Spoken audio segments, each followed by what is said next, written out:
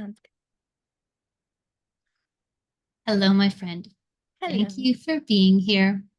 You could start by telling us your name and what it is that you do in the field of early childhood education. Absolutely. My name is Mira Killmeyer, and I am currently an ECE4 teacher. I'm sitting here in my classroom in a school in Denver Public Schools in Northwest Denver called Centennial. So, when you say, can you tell us a little bit because where you teach at Centennial and the things that you do at Centennial are unique. So, could you tell us a little bit about Centennial's pedagogy and how you approach early childhood? Yes. So Centennial is an expeditionary learning school, which means that we focus on at what we call our expeditions, which are deep units of study. We focus on depth versus breadth of knowledge. And to do that in an ECE fashion, it looks like having a overarching kind of area of learning for the year, which we focus on having healthy body. So that starts with our first case study around having a healthy mind and being able to name and handle big emotions, how we connect with friends. And then we move into a case study about taking care of our bodies with food, and we learn about different foods and where they come from, and about our students' families and their food traditions. So that's a time that we invite families to share stories of how food shows up in their lives. And then we move into the final case study, which is taking care of our body through exercise. So we do a lot of movement. We invite families in to be experts and share some of their knowledge around exercise or human bodies. And it helps the kids to know kind of how we can utilize our community as well to learn from. Awesome. Thank you. Okay, so you said right Yeah. now you're a teacher, a Yes. classroom teacher. So if you wouldn't mind moving us backwards in history and giving us a bit of a picture of your journey in early childhood that has helped you in arriving where you are now. Yeah. Yeah. So I began considering being a teacher when I did some volunteer work as a teenager in a Head Start program, and just connecting with the children in the program. I really felt a lot of joy. And then I also had an adult in the program that came up to me and said, you really are good at this. It was something that I was acknowledged for having some kind of skill and talent in. So she said, you should really consider going into education. And I thought, okay, I didn't really have an idea of where I was going next anyway. So that's what I pursued. So I went to Metro. I had 2 classes per semester and worked full time in retail and did that for years and years and years. But it helped me avoid student loans, and then got my teaching license in early childhood education, taught for a couple of years at an expeditionary learning school in Douglas County. I taught kindergarten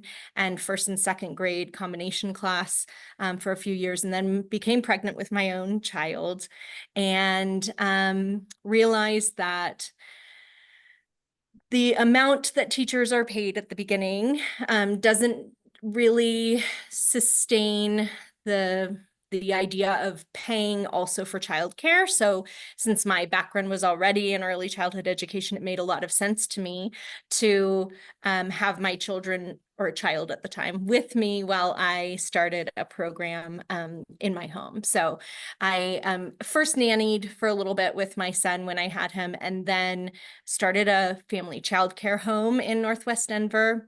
And initially I just thought, oh yeah, I'll just watch a few other children that will help supplement my income.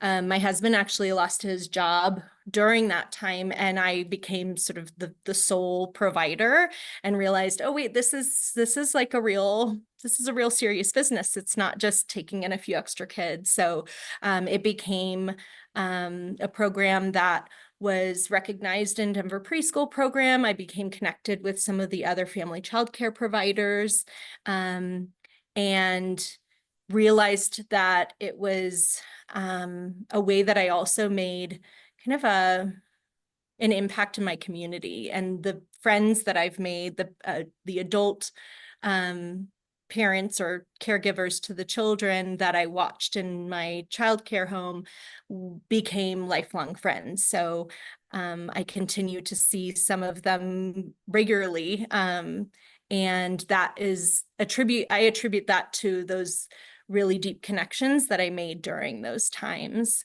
So then from there, I did that for 7 years, and I felt a little isolated. It can be isolating to be the only adult, and my husband doesn't really want to hear about early childhood education all the time.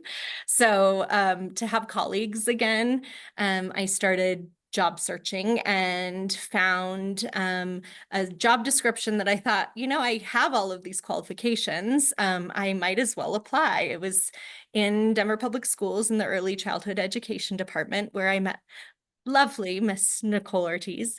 Yeah, I applied, and when I got that job, I was actually surprised, because I thought I've just been, teaching in the basement of my home, and then all of a sudden I'm in this role that they're asking me to be this expert, and it felt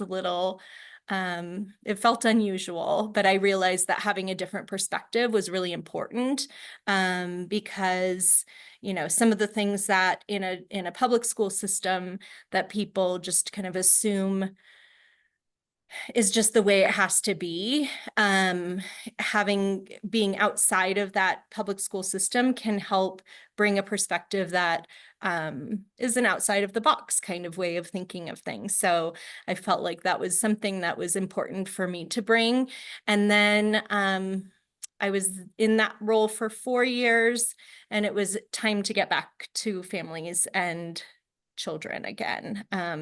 Much easier to see the impact that you're making on people when it's that direct connection. So I came and worked at my local school, Centennial, which is just a 3-minute drive from my home, and lovely to be, again, still in the community and with the families in the community. Thank you for taking us on that journey, and a reminder that we can always return from whence we came, that this journey isn't necessarily this linear path towards this trajectory, but rather it can be very cyclical. Yep.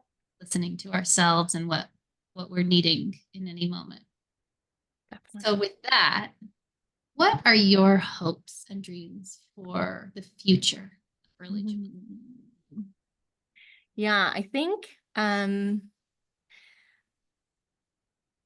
it's just for me to remind myself to never feel stuck in a place, to always feel like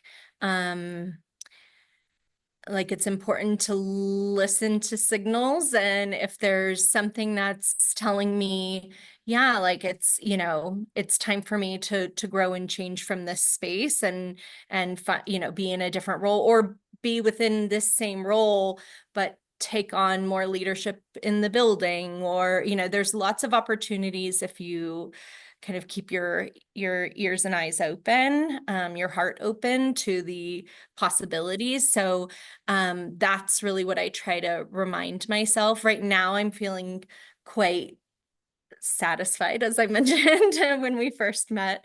That is how I'm feeling right now, because I can see,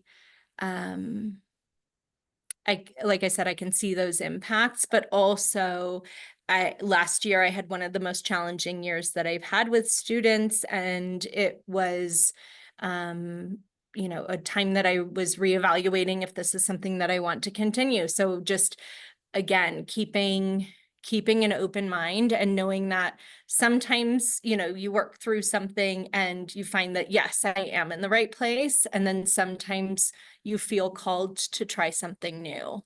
So my hope is to continue to stay open. Mm. And that sounds like a little piece of advice you would give to people who are beginning their career, or really are anywhere on their career, is be open, listen with your ears and your eyes, and also with your heart, Mhm. to pay attention. Yeah, Thank you, Mira. of course.